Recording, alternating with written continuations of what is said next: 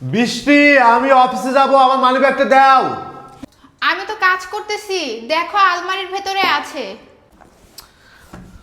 আরে আমি তো অফিসের কাজ করতেছি, আমি ফাইল গুছাচ্ছি, প্লিজ দাও না মানিব্যাগটা।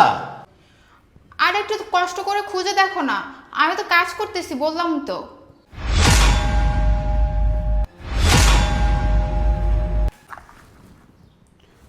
এই বৃষ্টি, তোমার কল আইছে। কে কল দিছে? এটা তো আননোন নাম্বার। আচ্ছা তুমি কলটা পিক করো।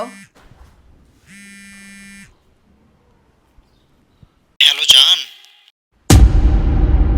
কে কে?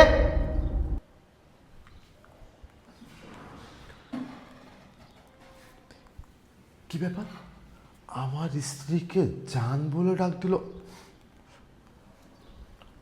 ডায়ালকৃত নম্বরে এই মুহূর্তে সংযোগ প্রদান করা সম্ভব হচ্ছে না। নাম্বার বন্ধ কেন? নাম্বার বন্ধ।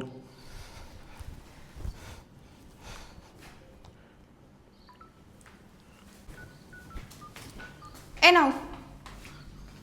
এই নাম্বারটা কার? এই নাম্বারটা আমি তো জানি না। ভালো করে দেখো নাম্বারটা কার। আরে আমি তো ভালো করে দেখছি, আমি তো এই নাম্বারটা চিনি না। এই নাম্বারটা চেনো না, তাহলে তোমাকে জান বলে ডাক দিল কেন? মানে কি বলছো তুমি? জান বলে ডাক দিছে, কিন্তু আমি তো এই নাম্বারটা চিনি না। নাম্বার না চিনলে তোমার ফোনে কল আইছে, তোমাকে জান বলে ডাকতেছে, তাহলে তুমি নাম্বারটা চিনবে না কেন? তাহলে কি আমি ধরে নেবো আমি অফিসে যাওয়ার পর তুমি অন্য ছেলেদের সাথে ফোনে কথা বলো? কি সব বাজে বাজে কথা বলছো তুমি? আমি তো তোমাকে বললাম আমি এই নাম্বারটা চিনি না।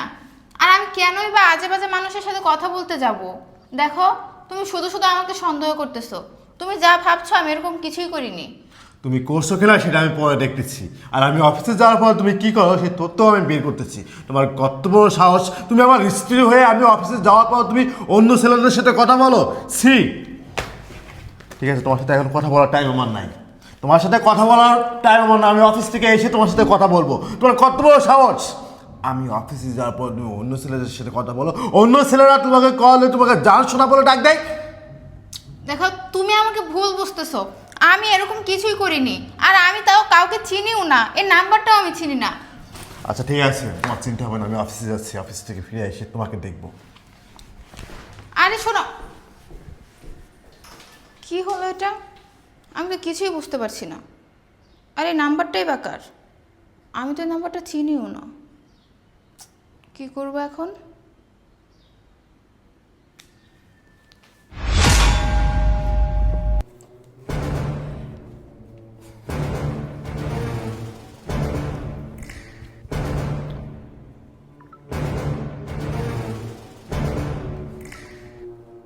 ডায়ালকৃত নম্বরে এই মুহূর্তে সংযোগ প্রদান করা সম্ভব হচ্ছে না। নাম্বারটা কলই যাচ্ছে না, নাম্বারটা বন্ধ করে দিল কেন?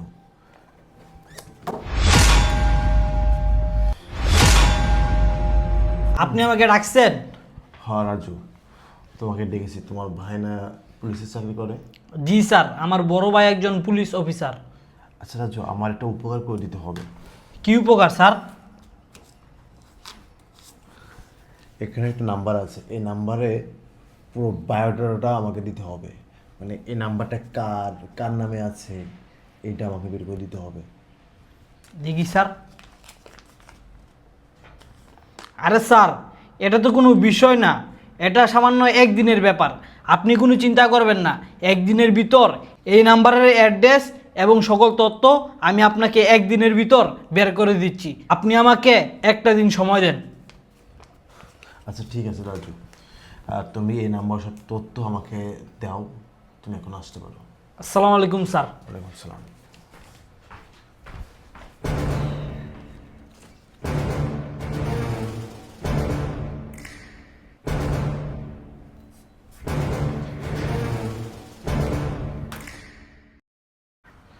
আমি কোনো কিছু বুঝলাম না।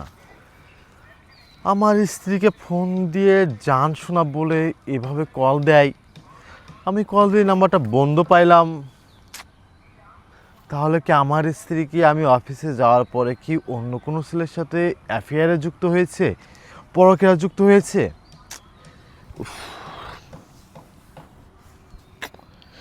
কি একটা টেনশনের ভিতরে আল্লাহ ফেলাই দিল আমাকে। দেখি নাম্বারটা একটু কল দিয়ে দেখি তো।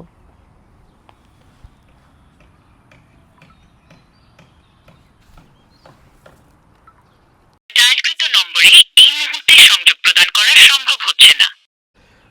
নাম্বারটা বন্ধ। নাম্বারটা বন্ধ কেন? নাম্বারটা কেন বন্ধ থাকবে? আর একবার কল দিত। ডায়ালকৃত নম্বরে এই মুহূর্তে সংযোগ প্রদান করা সম্ভব হচ্ছে না। নাম্বার বন্ধ।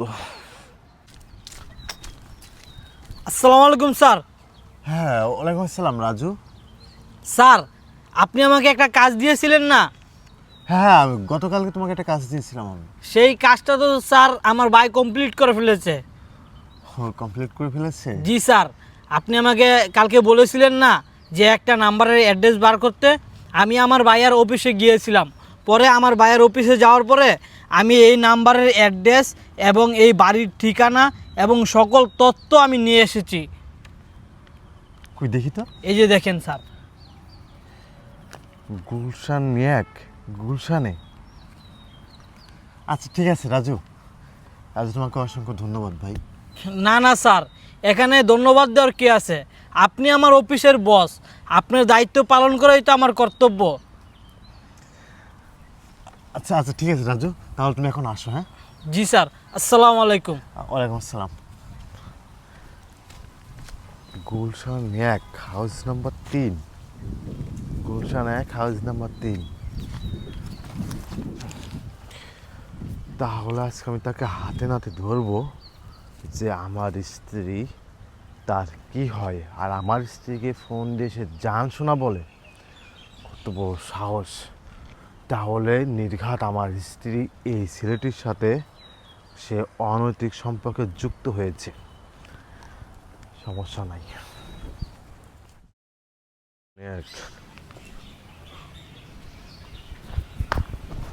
হ্যালো ভাই। আরে দোস্ত তুই? দোষ আমি ঠিক চিনতে পারলাম না। আরে তুই আমাকে চিনতে পারিসনি? আমি আশিক। ওই যে ছোটবেলায় একসাথে স্কুলে যাইতাম, একসাথে নদীতে গোসল করতাম। আরে তুই মফিজ কাকার ছেলে না? হ্যাঁ, আরে আশিক। আরে দোস্ত, তোর ভিতরে এত পরিবর্তন, তুই আমাকে আরে। চিনতেই পারতেছিস না? আরে আশিক, তুই বন্ধু? তোর তো চিনাকাটাই নাই, তুইও তো অনেক পরিবর্তন হয়ে গেছিস রে। আরে বন্ধু, অনেকদিন পর তোকে দেখলাম, ভালোই লাগলো। ও আচ্ছা আচ্ছা। তো বন্ধু, হঠাৎ করে তুই এদিকে কেন? আর বন্ধু বলিস না বন্ধু। বন্ধু দেখ, তুই এই ঠিকানাটা তুই চিনিস কি না? আরে এটা তো এই যে তোর গুলশান 1, 3 নম্বর হাউস, এই যে আমাদের পাশের হাউসটাই। চিনিস? হ্যাঁ, চিনবো না? এটা আমাদের এলাকায়, আমি চিনবো না এটা? আর দোস্ত, এই নাম্বারটা আমার খুব পরিচিত পরিচিত লাগতেছে। এই নাম্বারটা তুই কোথায় পাইলি রে? আরে তুই কি বলিস? তুই এই নাম্বারের লোকটাকে তুই চিনিস? আরে হ্যাঁ, শুধু আমি নয়, আমাদের এলাকার যত লোক আছে সবাই এই লোকটাকে চিনে। এই নাম্বারটা পুরাই ভাইরাল। ভাইরাল নাম্বার মানে কি? একটু খুলে বলতো আমাকে। বলতেছি শুন, এই যে যে নাম্বারটা দেখতেছিস, হ্যাঁ। এটা হচ্ছে একটা পাগলের নাম্বার। পাগলের নাম্বার? হ্যাঁ। হ্যাঁ। এখন তুই আমাকে বলতে পারিস বন্ধু, পাগল নাম্বার ইউজ করে কিভাবে? আসলে বন্ধু, এই পাগলটা আমাদের মহল্লারই। আমাদের মহল্লায় ছোট থেকে বড় হয়েছে। আমাদের মহল্লায় একটা মেয়ে ছিল, বুঝছিস?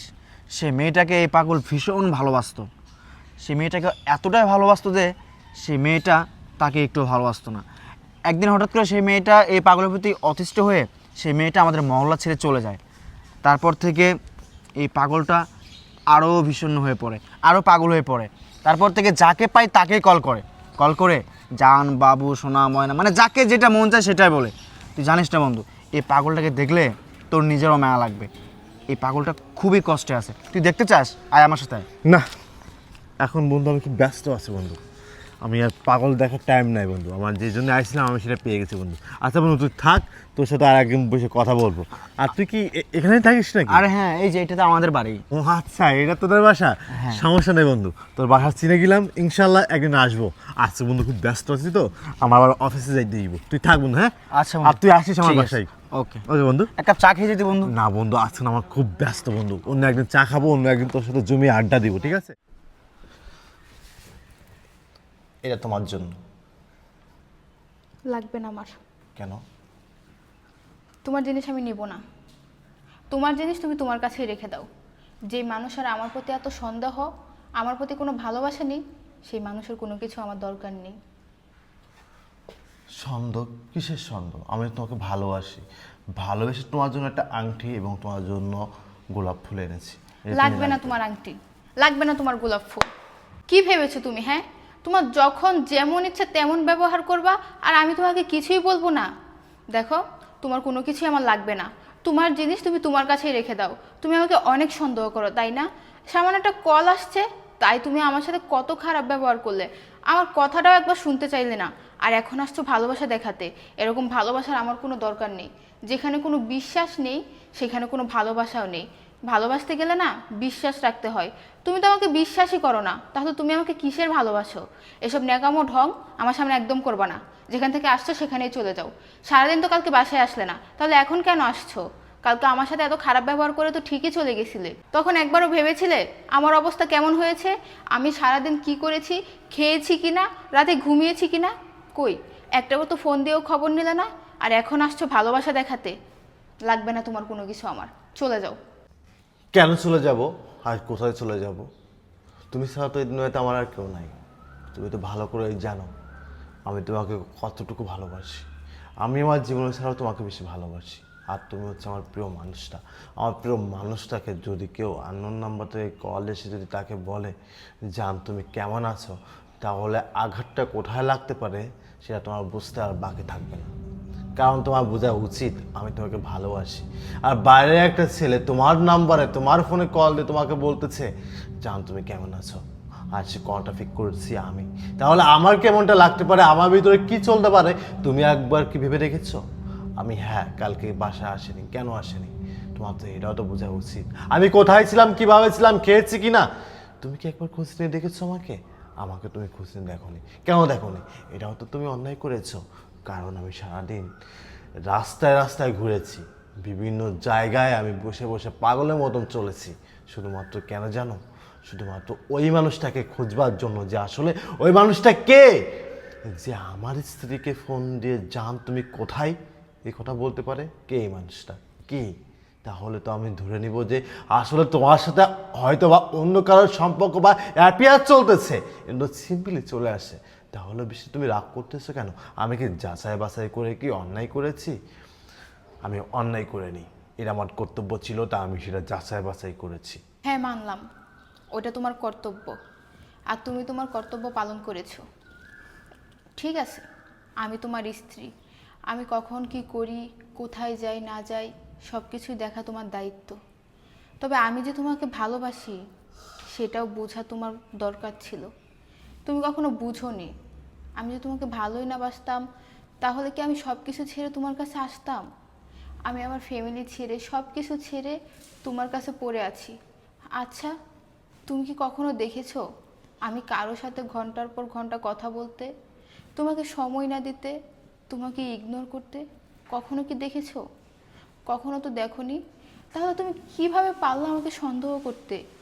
তোমার কি একটা বারও মনে পড়েনি যে মানুষটা আমাকে ছাড়া কিছুই বোঝে না, আমাকে ছাড়া খায় না, যত রাত হয় আমার জন্য বসে থাকে, আমাকে জিজ্ঞেস না করে কোথাও বের হয় না, আমার অনুমতি ছাড়া এক পাও লড়ে না, সেই মানুষটাকে আমি কিভাবে সন্দেহ করছি? আর এই ফোনটা আমি কেন ইউজ করি জানো? শুধুমাত্র তোমার জন্য। এই যে তুমি সারা দিন অফিসে থাকো, আমি বাসায় একা একা থাকি, আমার খুব খারাপ লাগে, একদমই ভালো লাগে না। তাই যখন বেশি খারাপ লাগে তখনই আমি তোমাকে কল দিই, তোমার সাথে কথা বলি। আচ্ছা, যদি আমার অন্য কারোর সাথে সম্পর্কই থাকতো, তাহলে কি আমি তোমাকে কল দিতাম? তাহলে কি আমি বারবার তোমাকে কল দিয়ে বিরক্ত করতাম? তুমি এত ব্যস্ত থাকার পরেও আমি তোমাকে কল দিই, কল দিয়ে তোমার সাথে কথা বলি।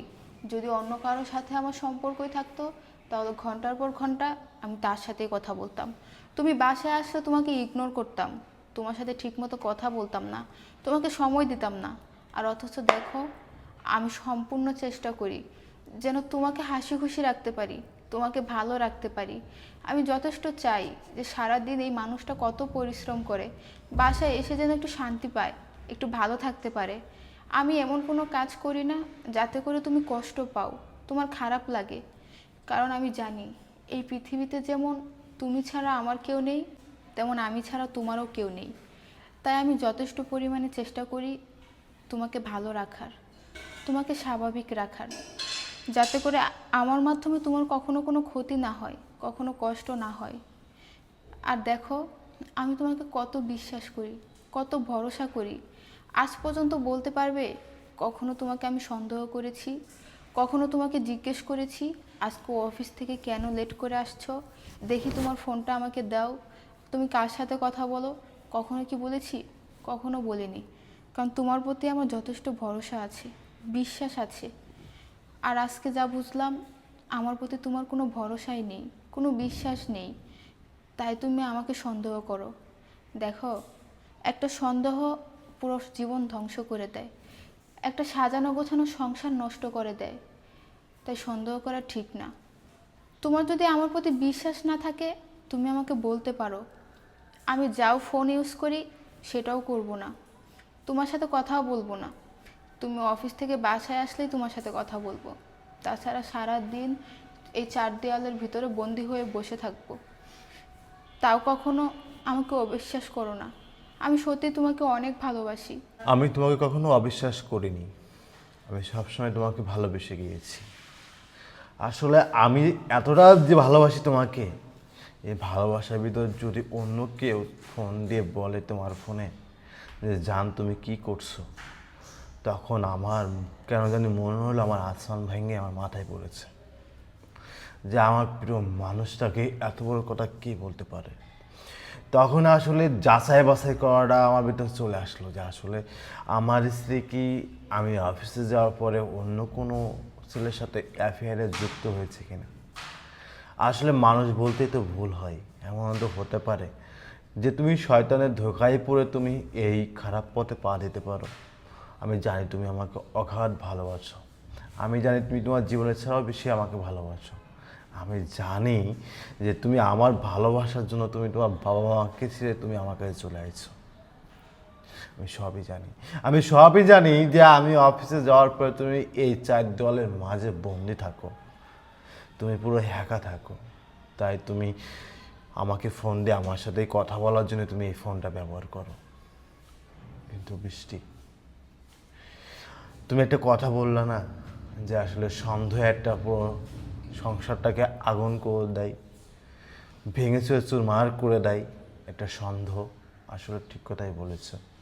আসলে আমার ভিতরে এমন কিছু সন্দেহ চলে আসছিল যে তোমার প্রতি আমার আস্তে আস্তে কেন জানি মনটা উঠে যাচ্ছিল যে আমার ভালোবাসার মানুষটা, আমার প্রিয় মানুষটা হয়তো বা অন্য কারোর সাথে অ্যাফেয়ারে যুক্ত হয়েছে।